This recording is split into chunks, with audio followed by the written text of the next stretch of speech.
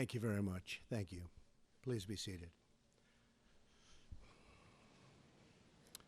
Vice President Pence, Secretary of State Tillerson, members of the Cabinet, General Dunford, Deputy Secretary Shanahan, and Colonel Duggan. Most especially, thank you to the men and women of Fort Myer and every member of the United States military at home and abroad. We send our thoughts and prayers to the families of our brave sailors who were injured and lost after a tragic collision at sea, as well as to those conducting the search and recovery efforts. I am here tonight to lay out our path forward in Afghanistan and South Asia. But before I provide the details of our new strategy, I want to say a few words to the service members here with us tonight, to those watching from their posts, and to all Americans listening at home. Since the founding of our republic, our country has produced a special class of heroes whose selflessness, courage, and resolve is unmatched in human history. American patriots from every generation have given their last breath on the battlefield for our nation and for our freedom. Through their lives, and though their lives were cut short, in their deeds they achieved total immortality. By following the heroic example of those who fought to preserve our republic, we can find the inspiration our country needs to unify, to heal, and to remain one nation under God. The men and women of our military operate as one team with one shared mission and one shared sense of purpose. They transcend every line of race, ethnicity, creed, and color to serve together and sacrifice together in absolutely perfect cohesion. That is because all service members are brothers and sisters. They're all part of the same family. It's called the American family. They take the same oath, fight for the same flag, and live according to the same law. They are bound together by common purpose, mutual trust, and selfless devotion to our nation and to each other. The soldier understands what we as a nation too often forget, that a wound inflicted upon a single member of our community is a wound inflicted upon us all. When one part of America hurts, we all hurt. And when one citizen suffers an injustice, we all suffer together. Loyalty to our nation demands loyalty to one another. Love for America requires love for all of its people. When we open our hearts to patriotism, there is no room for prejudice, no place for bigotry, and no tolerance for hate. The young men and women we send to fight our wars abroad deserve to return to a country that is not at war with itself at home. We cannot remain a force for peace in the world if we are not at peace with each other. As we send our bravest to defeat our enemies overseas, and we will always win, let us find the courage to heal our divisions within. Let us make a simple promise to the men and women we ask to fight in our name, that when they return home from battle, they will find a country that has renewed the sacred bonds of love and loyalty that unite us together as one. Thanks to the vigilance and skill of the American military and of our many allies throughout the world, horrors on the scale of September 11th, and nobody can ever forget that, have not been repeated on our shores. But we must acknowledge the reality I am here to talk about tonight, that nearly 16 years after September 11th attacks, after the extraordinary sacrifice of blood and treasure, the American people are weary of war without victory. Nowhere is this more evident than with the war in Afghanistan, the longest war in American history, 17 years. I share the American people's frustration. I also share their frustration over a foreign policy that has spent too much time, energy, money, and most importantly, lives, trying to rebuild countries in our own image instead of pursuing our security interests above all other considerations. That is why, shortly after my inauguration, I directed Secretary of Defense Mattis and my national security team to undertake a comprehensive review of all strategic options in Afghanistan and South Asia. My original instinct was to pull out, and historically, I like following my instincts. But all my life, I've heard that decisions are much different when you sit behind the desk in the Oval Office. In other words, when you're President of the United States. So I studied Afghanistan in great detail and from every conceivable angle. After many meetings over many months, we held our final meeting last Friday at Camp David with my cabinet and generals to complete our strategy. I arrived at three fundamental conclusions about America's core interests in Afghanistan. First, our nation must seek an honorable and enduring outcome worthy of the tremendous sacrifices that have been made, especially the sacrifices of lives. The men and women who serve our nation in combat deserve a plan for victory. They deserve the tools they need and the trust they have earned to fight and to win.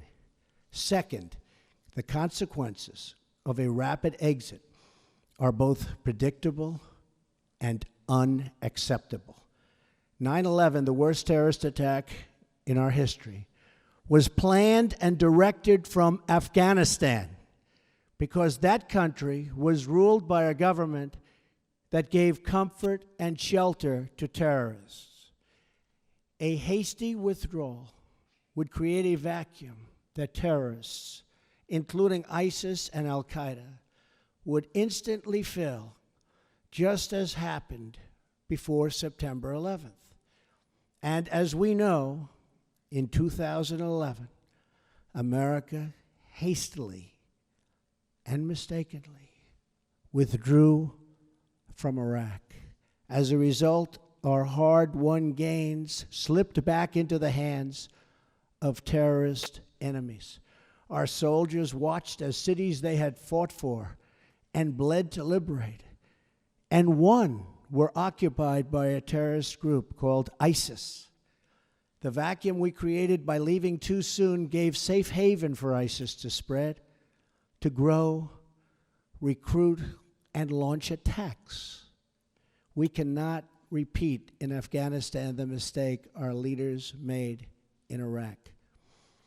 Third and finally, I concluded that the security threats we face in Afghanistan and the broader region are immense. Today, 20 U.S. designated foreign terrorist organizations are active in Afghanistan and Pakistan, the highest concentration in any region, anywhere in the world. For its part, Pakistan often gives safe haven to agents of chaos, violence, and terror. The threat is worse because Pakistan and India are two nuclear-armed states whose tense relations threaten to spiral into conflict, and that could happen. No one denies that we have inherited a challenging and troubling situation in Afghanistan and South Asia, but we do not have the luxury of going back in time and making different or better decisions. When I became president, I was given a bad and very complex hand, but I fully knew what I was getting into, big and intricate problems. But one way or another, these problems will be solved. I'm a problem solver. And in the end, we will win. We must address the reality of the world as it exists right now, the threats we face, and the confronting of all of the problems of today, and extremely predictable consequences of a hasty withdrawal. We need look no further than last week's vile, vicious attack in Barcelona to understand that terror groups will stop at nothing to commit the mass murder of innocent men, women, and children. You saw it for yourself. Horrible. As I outlined in my speech in Saudi Arabia 3 months ago, America and our partners are committed to stripping terrorists of their territory, cutting off their funding, and exposing the false allure of their evil ideology. Terrorists who slaughter innocent people will find no glory in this life or the next. They are nothing but thugs and criminals and predators and, that's right, losers. Working alongside our allies, we will break their will, dry up their recruitment, keep them from crossing our borders, and yes, we will defeat them, and we will defeat them handily. In Afghanistan and Pakistan, America's interests are clear. We must stop the resurgence of safe havens that enable terrorists to threaten America, and we must prevent nuclear weapons and materials from coming into the hands of terrorists and being used against us or anywhere in the world, for that matter. But to prosecute this war, we will learn from history. As a result of our comprehensive review, American strategy in Afghanistan and South Asia will change dramatically in the following ways. A core pillar of our new strategy is a shift from a time-based approach to one based on conditions. I've said it many times, how counterproductive it is for the United States to announce in advance the dates we intend to begin or end military options. We will not talk about numbers of troops or our plans for further military activities. Conditions on the ground, not arbitrary timetables, will guide our strategy from now on. America's enemies must never know our plans or believe they can wait us out. I will not say when we are going to attack, but attack we will. Another fundamental pillar of our new strategy is the integration of all instruments of American power, diplomatic, economic, and military, toward a successful outcome. Someday, after an effective military effort, perhaps it will be possible to have a political settlement that includes elements of the Taliban in Afghanistan. But nobody knows if or when that will ever happen. America will continue its support for the Afghan government and the Afghan military as they confront the Taliban in the field. Ultimately, it is up to the people of Afghanistan to take ownership of their future, to govern their society, and to achieve an everlasting peace. We are a partner and a friend, but we will not dictate to the Afghan people how to live or how to govern their own complex society. We are not nation building again. We are killing terrorists. The next pillar of our new strategy is to change the approach and how to deal with Pakistan.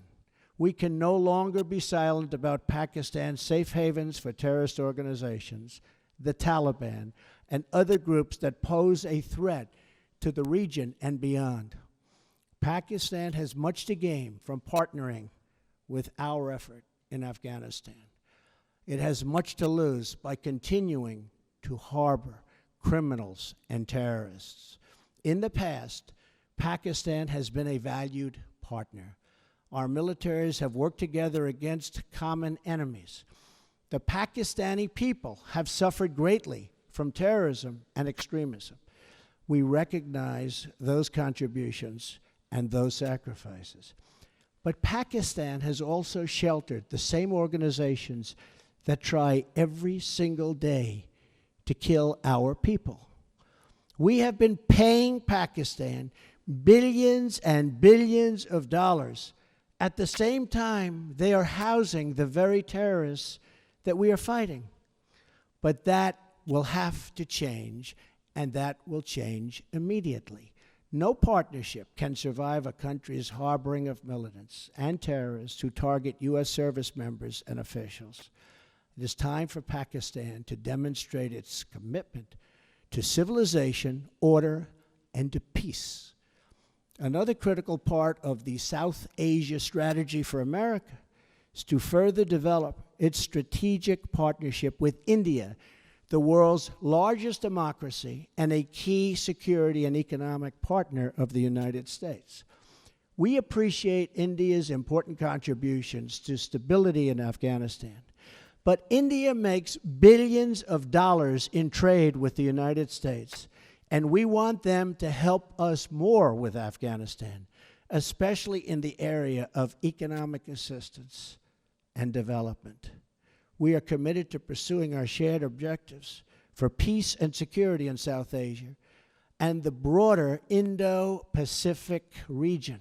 Finally, my administration will ensure that you, the brave defenders of the American people, will have the necessary tools and rules of engagement to make this strategy work and work effectively and work quickly. I have already lifted restrictions the previous administration placed on our warfighters that prevented the Secretary of Defense and our commanders in the field from fully and swiftly waging battle against the enemy. Micromanagement from Washington, D.C. does not win battles. They are won in the field, drawing upon the judgment and expertise of wartime commanders and frontline soldiers, acting in real time with real authority and with a clear mission to defeat the enemy. That's why we will also expand authority for American armed forces to target the terrorist and criminal networks that sow violence and chaos throughout Afghanistan. These killers need to know they have nowhere to hide, that no place is beyond the reach of American might and American arms. Retribution will be fast and powerful. As we lift restrictions and expand authorities in the field, we are already seeing dramatic results in the campaign to defeat ISIS, including the liberation of Mosul in Iraq. Since my inauguration, we have achieved record-breaking success in that regard. We will also maximize sanctions and other financial and law enforcement actions against these networks to eliminate their ability to export terror. When America commits its warriors to battle, we must ensure they have every weapon to apply swift, decisive, and overwhelming force. Our troops will fight to win. We will fight to win. From now on, victory will have a clear definition: attacking our enemies, obliterating ISIS, crushing al-Qaeda, preventing the Taliban from taking over Afghanistan, and stopping mass terror attacks against America before they emerge. We will ask our NATO allies and global partners to support our new strategy with additional troop and funding increases in line with our own. We are confident they will. Since taking office, I have made clear that our allies and partners must contribute much more money to our collective defense, and they have done so. In this struggle, the heaviest burden will continue to be borne by the good people of Afghanistan and their courageous armed forces. As the Prime Minister of Afghanistan has promised, we are going to participate in economic development to help defray the cost of this war to us. Afghanistan is fighting to defend and secure their country against the same enemies who threaten us. The stronger the Afghan security forces become, the less we will have to do. Afghans will secure and build their own nation and define their own future. We want them to succeed, but we will no longer use American military might to construct democracies in faraway lands or try to rebuild other countries in our own image. Those days are now over. Instead, we will work with allies and partners to protect our shared interests. We are not asking others to change their way of life, but to pursue common goals that allow our children to live better and safer lives. This principled realism will guide our decisions moving forward. Military power alone will not bring peace to Afghanistan or stop the terrorist threat arising in that country. But strategically applied force aims to create the conditions for a political process to achieve a lasting peace. America will work with the Afghan government as long as we see determination and progress. However, our commitment is not unlimited, and our support is not a blank check. The government of Afghanistan must carry their share of the military, political, and economic burden. The American people expect to see real reforms, real progress, and real results. Our patience is not unlimited. We will keep our eyes wide open. In abiding by the oath I took on January 20th, I will remain steadfast in protecting American lives and American interests. In this effort, we will make common cause with any nation that chooses to stand and fight alongside us against this global threat. Terrorists, take heed. America will never let up until you are dealt a lasting defeat. Under my administration, many billions of dollars more is being spent on our military, and this includes vast amounts being spent on our nuclear arsenal and missile defense. In every generation, we have faced down evil, and we have always prevailed. We prevailed because we know who we are and what we are fighting for. Not far from where we are gathered tonight, hundreds of thousands of America's greatest patriots lay in eternal rest at Arlington National Cemetery. There is more courage, sacrifice, and love in those hallowed grounds than in any other spot on the face of the earth.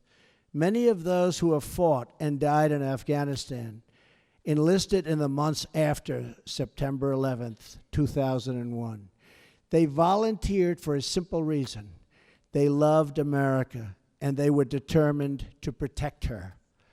Now we must secure the cause for which they gave their lives. We must unite to defend America from its enemies abroad. We must restore the bonds of loyalty among our citizens at home. And we must achieve an honorable and enduring outcome worthy of the enormous price that so many have paid. Our actions, and in months to come, all of them will honor the sacrifice of every fallen hero, every family who lost a loved one, and every wounded warrior who shed their blood in defense of our great nation. With our resolve, we will ensure that your service and that your families will bring about the defeat of our enemies and the arrival of peace. We will push onward to victory with power in our hearts, courage in our souls, and everlasting pride in each and every one of you. Thank you. May God bless our military, and may God bless the United States of America. Thank you very much. Thank you.